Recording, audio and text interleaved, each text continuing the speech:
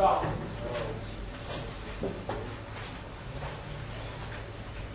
So, in the last talk, I discussed the convergence of online algorithms. And I didn't say anything about the speed other than just hinting how we could study it.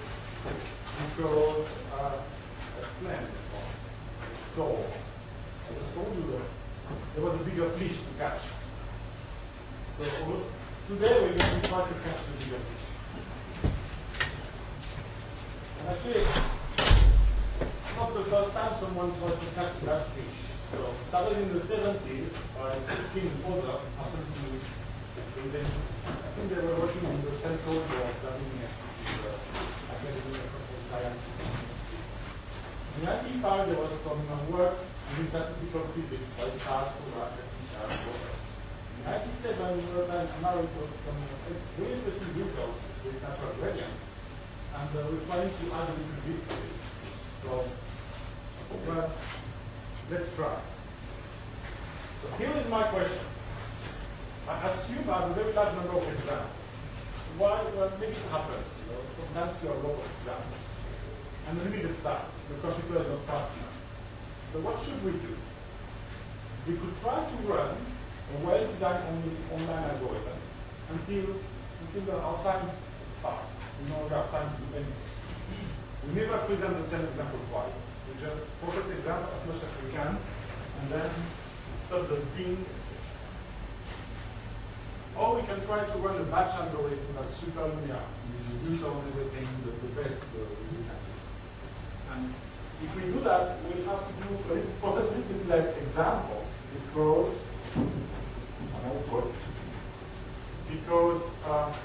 we'll have to go over the data several times because we need to make at least a few iterations. How many is an interesting question. So, who believes one is faster? Who believes two is faster? Well, the average of nobody believes it. It depends. You believe it depends. So let's look at the beginning. Gradient descent batch. So we discussed that in the second lecture and showed that the convergence of W t to W star is something like 1 over exponential, actually lambda mean over lambda max t. This seems to be exponential. If I replace the learning rate by a scaling matrix that's quite chosen, like the inverse of the Hessian, make sure it's definitely positive and everything, you get something super linear, meaning that it's going to be like exponential of some positive constant, exponential of some positive constant t. So it seems to be very fast. Now if I go with stochastic gradient, you remember there is this stochastic noise. So we hover above the minimum cloud whose size depends on the learning rate. And the learning rate cannot decrease too fast because we want that the sum of the gamma t has to diverge. Typically, it does like 1 over t. So W t minus W square, W star square, is like 1 over t at best. So it seems hopeless. But here's the trick. We're interested in learning, not optimizing. So when we do batch, we optimize the training error. That is to say, the loss average of the training set. When we do online, if we pull examples without using them again, just pull them from an infinite source, we are learning that we're optimizing the expectation of L average on whatever distribution the example comes from. And depends what you do. You could have a huge pool that's so big that you cannot exhaust it, so it's very infinite. You draw from them, and the distribution of the examples will be a scientific distribution. You're optimizing the expectations. Or you could take them from a finite training set and keep sampling the training set. And then you're minimizing the training error. So what does it mean in practice? So suppose I start my weights here. And I have t examples, I do batch. And I obtain this best training set error on my t example, W star t. Very fast, super linear. Or I can do online and go W1, W2, lambda, W3. So I did t steps of online. But here, I could do two things. I could keep pulling examples for my infinite pool and follow the asymptotic distribution. And I will keep going like this, going to W star, generalization. Or I could just decide, oh, I keep cycling on the same T examples. And I would go to this one, the best friend after all. And the algorithm itself doesn't know what you're going to do. No idea. So it just means that this distance, Wt minus W star, and Wt minus Wt star, they cannot be very different. They have to be close. Initially, I thought they were equal. They're not exactly equal because, in theory, you should pull the online algorithm randomly. If you have a finite set, you can take them in sequence and loop, so it's slightly different. So, in fact, this one, Wt W star T, is a little closer than this one. I don't know exactly by how much. So in fact, the question now is, I would like to compare this Wt W star and this W star T. Because this is telling me, after T iteration of stochastic, how close I am to the solution. And this tells me, after training on T examples batch, how close I am to the solution. So I have two sequences, Wt and W star T. And I would like to compare the conversion to W star. And incidentally, this W star T to W star, if I look not in W space but in loss space, this is the product of generalization. I'm interested in knowing whether the empirical optimal goes to the expected optimal. So there are plenty of theorems that apply to this. And they might be interesting in the context of online. So let's look first at the W star. I call it L, side of the training set. So if I write the cost on L minus 1 example, that's going to be this red curve. And W star L minus 1. Suppose I add a new example, ZT, to my pool of examples. So the cost is going to move a little bit. And I can do Taylor expansions to see how it moves. And I get this. So W star L equals W star L minus 1 minus C, a complete matrix. 1 over L, the gradient for example 7 only, plus some second order terms. The matrix C converges in fact with the inverse of the Hessian factor when you go. That is, you have to define psi itself. Well, you do the expansion and define the formula for psi. It's an empirical relation. It's defined by this. It's defined by the expansion. What's important with psi, the only thing that's actually important with psi is that it converges to the inverse of the Hessian factor. So we should compare the movement of the empirical optimum when I add one additional training example, and I get room for online gradient where I use the nice scaling matrix to try to do better. And they look alike. Huh? So if this phi and this c have the same properties, and if these second order terms do not bother us too much, they're the same. In fact, you could even wonder whether you can analyze this using the tools that you got for this. So you need to change the tools a little bit because of the second order terms and so on. And so we did that. So we take this stochastic process, which is about the one we use for online, with the phi, 1 over t, this, and we have second order terms. And we assume that phi t goes to g star, and g star is equal to h minus 1, the inverse of the Hessian of the optimum. Then we can show that we on k over t plus 4 of 1 over t is not inverse to k over t. It's k over t plus little o of 1 over t, meaning the constant is being 4. And the constant is this trace of E star, Hessian formation, E star. So we can just prove this. And yeah, I have a sketch of the proof if you want to know. First, make a lemma with that nice sequence. It's a real sequence positive dt equals 1 minus alpha over t plus little o of 1 over t, dt minus 1 plus beta over t squared plus blah blah. And we prove that T to T goes to beta over alpha minus 1 if alpha is greater than 1 and beta greater than 0. It's just a real analysis. It's actually quite difficult to do. It takes a few pages. Then we write the trace of the expectation of theta T, theta prime T, so the T transpose given the past. The past is the same past I was using in the convergence proof as a function of theta T minus 1. Take the unconditional expectation, apply the lemma, get the result. What's interesting is that if phi T goes to T star, that's not h minus 1, but something greater than 1/2 of h minus 1, meaning that all the eigenvalues of this has to be greater than 1/2 the eigenvalues of h minus 1. We still have the same 1 over T behavior, but with the constant k is worse by a factor which is basically the norm of h T star. So, what you should remember is that if phi T doesn't go to T star, but remains large enough, you just lose something on the constant. So the consequence, so I go back now to the case where phi T and T star is h minus 1. Yeah. Oh, sorry. On this?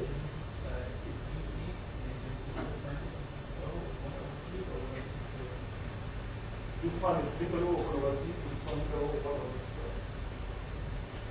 But if you want, I can provide you the full derivation that you somewhere on the web.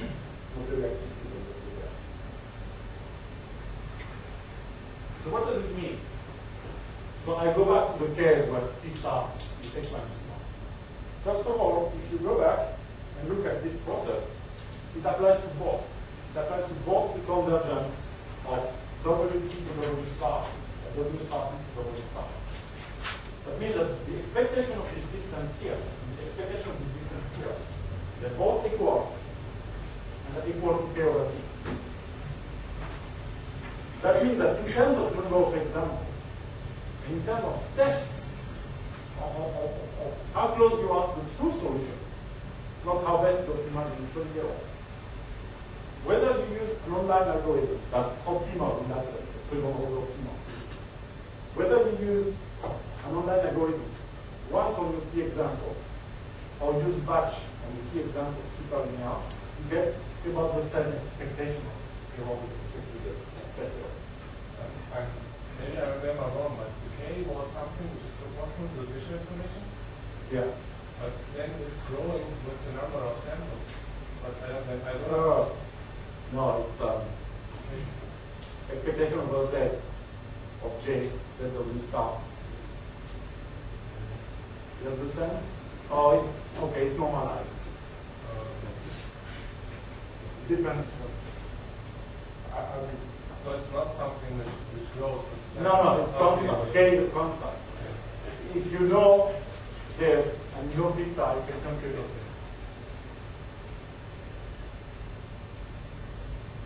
So that's quite amusing. And the first is a special case. That's Murata and Marie 98 with natural gradient. So they take a maximum likelihood loss. The patient is equal to the Fisher information matrix on the optimal. So that's the result. The natural gradient matrix, the one they use in the learning, goes to h minus 1. K happens to be the trace of the inverse of this G of W star. So basically, when you say that W T minus W star goes like K over T, you say that it goes like Kramer over 6. So basically, you cannot go much faster. First consequence. Learning is limited by the number of examples you've seen. If you do everything right, because it's very easy to do an online algorithm that was right. If you do it right, if it's second order efficient, learning is limited by the number of examples you've seen. It's not limited by how well you use them. The second one is my answer. Suppose you have a very large number of examples, limited time. The answer is 1. Option 1 wins by a factor of log T. Asymptotically, always. Proof. If I do batch learning on n examples, superlinear, everything right. I know that W star n minus W star square is going to be like 1 over n. So I should push my Newton algorithm, my superlinear algorithm, enough to reach 1 over n accuracy, otherwise it's meaningless. And a superlinear algorithm will do all the log n iterations to reach that kind of accuracy. During the same time, an online algorithm can process n log n examples, because its computing cost is linear in the number of examples. So in fact, the accuracy of the online is going to be 1 over n log n, which is less than 1 over n, which is the accuracy of the batch. And the interesting part is that I have no use for the constant k. So even if I'm not exactly right, even my phi t doesn't go exactly to h minus 1, but something bigger than 1/2 of h minus 1, it still holds. The third consequence is suppose you have a set of data. You do one epoch of online. Should you continue on that same set? If you continue, you're going to move here. It's clear that maybe in the way it would be a little bit closer to the start than you are here. But not that much. But it means that, again, if you're second order efficient, doing one epoch of online is almost enough. Maybe you can do a little bit better, but not that much. And this is also in general, because it applies to all these gradient algorithms. All the ones I described in the first law. The backward, the algorithm, the perceptron, the ABCU, the techniques, all of them. So, well, it's a bit a crazy plan, so at least I need to try it a little bit. So, this is very new. I didn't have time to do much, and it's quite difficult to get right. So I just did a simple validation experiment. So the data is dimension 19, two classes, plus 1, minus 1. One Gaussian per class with eigenvalues ranging from 1 to 20, and we set up in such a way that the optimal classification error is 10%. And the model is just a logistic regression. Extremely simple. I have my input, I have a bias, I have one of these segments here. This is similar to generalizing our model. These models actually have the significant applications. And I chose this because this is an asymptotic result. So I want to study what's happening in the final convergence phase.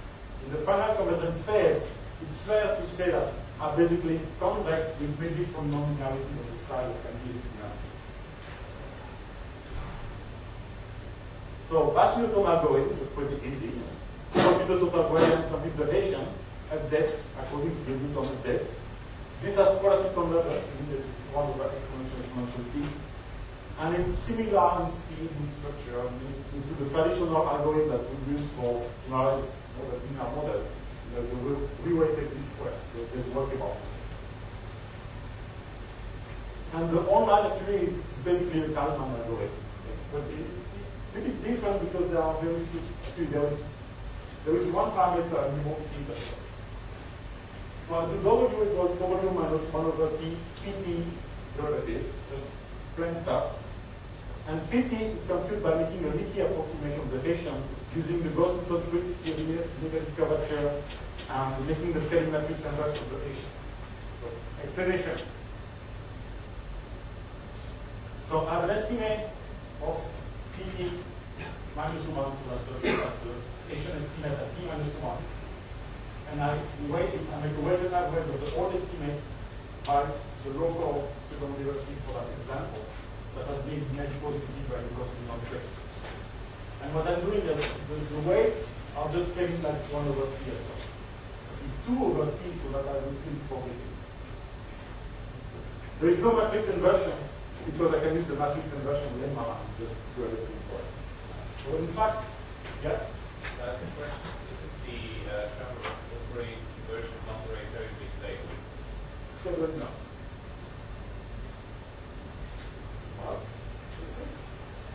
I don't need to be very accurate. I just want to be sure that I won't go to half the Gaussian matrix. But it's going to be good enough. And the leaky approximation is not very stable with that. And this is quite same system. So what I did is that I pulled 2 million examples. 1 million for training, 1 million for testing.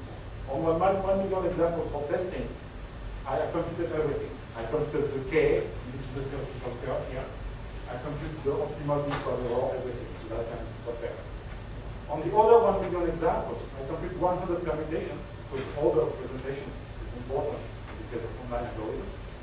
And for all the 100 orders, I just do my sweep, a single sweep on the examples to see what's going on in a topic error.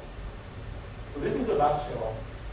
So this is a log-log plot. So the K over T appears as a line. And the gray thing is the theoretical prediction, K over T. So this is the batch. This is the online. Starts a little bit above because there are some non-linearity. It's not that easy. It's a bit different. But eventually it gets there. This is in white space.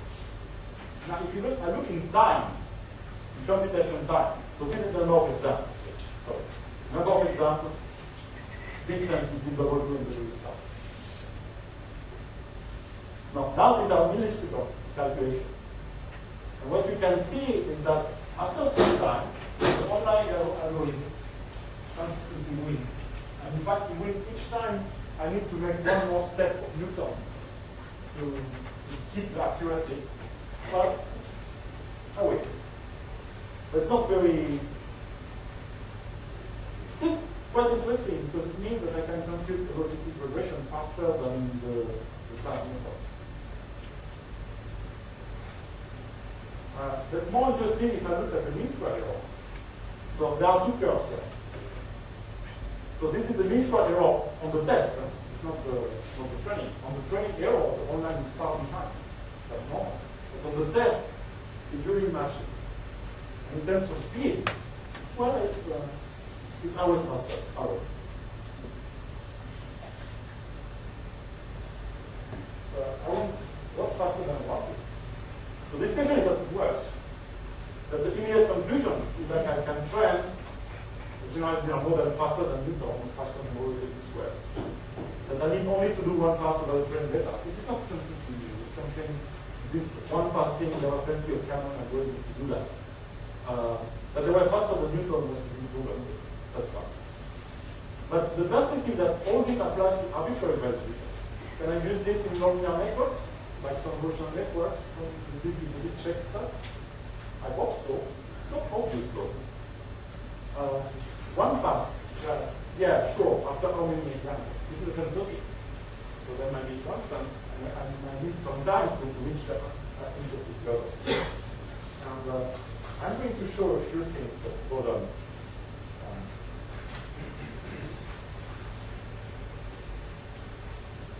First of all, I don't like that formula. Because in that formula, I need to deal with a matrix which has size number of parameters by number of parameters. It's way too big. If the number of parameters is 1 million, I'm in trouble. And I cannot multiply anything by this matrix. I can avoid an inversion, which is very easy to do it. But even multiplying by such a matrix is really clear. So the question is, what kind of approximations I can do on this matrix? If I make approximations, well, diagonal is easy, log diagonal is easy, are they a good one? If I make approximations, I'm not going to go to h minus 1 exactly, but I know that I can just use a constant on the training time. So if I make an approximation that makes me win a larger constant, I'm good. The second problem is something that's written here. I didn't use 1 over t here, I used 1 over tau. And tau is max of 20 t minus 40. It's a bit hackish. Why did I do that? So how is it? You have 1 over t, something like this, for the ground right? And I did something like this, you know. Wow. Well, easy, because that's what it works. But that's the hidden parameter. This is the only thing I have to adjust in that stuff. Maybe I should go back on this one. Well, what's happening is when I change this, so basically what I'm doing is that I'm making sure that the learning rate at the beginning is not too big. I'm clipping it.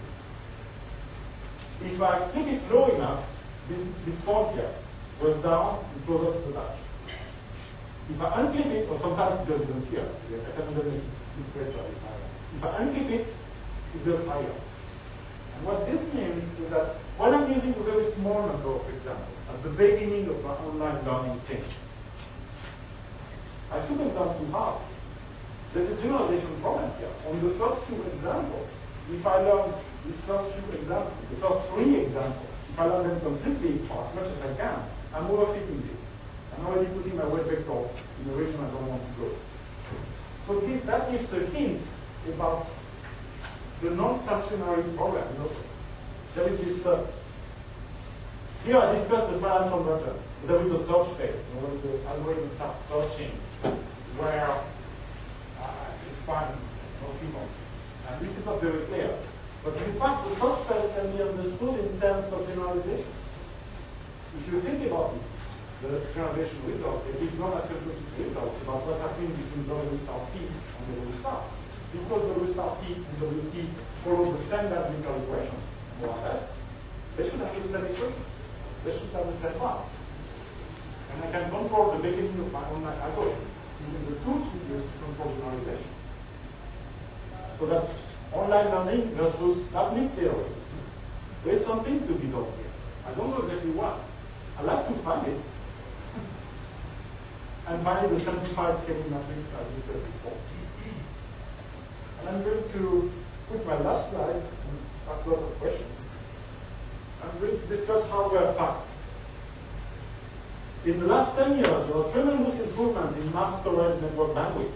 And if you look at the graphs, you can see that the size of the hard disk is goes faster than Moore's law on the processing power. So for me, that means that the size of the database increases faster than the computational power of computers. So that also means that we should really invest in algorithms that scale well, algorithms that can handle a lot of data in a relatively small time. So, but questions? That's it. I'm sorry I don't have more. I would have liked to find more things, but next time. Yeah. Comparing against Quasi-Newton as well, where you don't have to even do this test. Quasi-Newton diagonal, you mean? Diagonal is far behind. No, you only have to estimate the gradient over the sample of the patch, not just the Hessian. To estimate the gradient over the sample, the batch sample. Yeah. And then you build a Hessian approximation. Oh, the Hessian approximation is that's Gauss-Newton. When you compute derivative of outputs and compute sort of a Hessian matrix, that's going to be the derivative of output times the transpose of the derivative. And this is calculated to be between positive and converge the Hessian when you get close to optimal. Yeah, I'm doing that. On the batch side. That on the batch side, I'm doing that as well, because otherwise it doesn't work. So the batch algorithm there is really a fast one. It's not a joke. I didn't prepare it. In fact, when I say I computed everything on my test set in advance, I compute everything using the batch algorithm because I wanted to be sure of my result.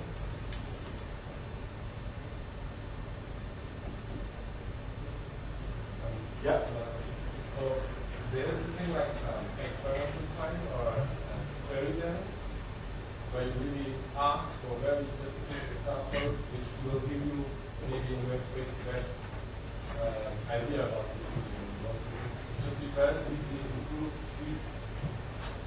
So active learning, where you query examples depending on what information you miss in the system. I don't know exactly about this. This is my part. Active learning, logically, if it's done correctly, should be even faster. And should be more or less online, of course. So, yeah. I know there are some results I always found active learning. Maybe you can explore it somewhere if you do it right. And if you can indeed pick examples judiciously that this is a complicated topic to consult in my knowledge. Another question? What about the cell phone? Yeah.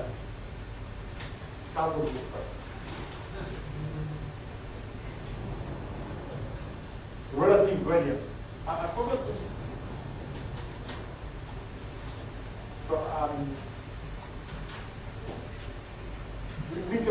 didn't know I see a winner, but in the class it became clear to me that the relative gradient is a kind of optimal algorithm like this. So there should be applications. Maybe I could make a bet. The bet that after a while it's going to be clear that online ICA is better than any kind of offline ICA. Would you like to bet? No, I would like to work with you on this one. Okay.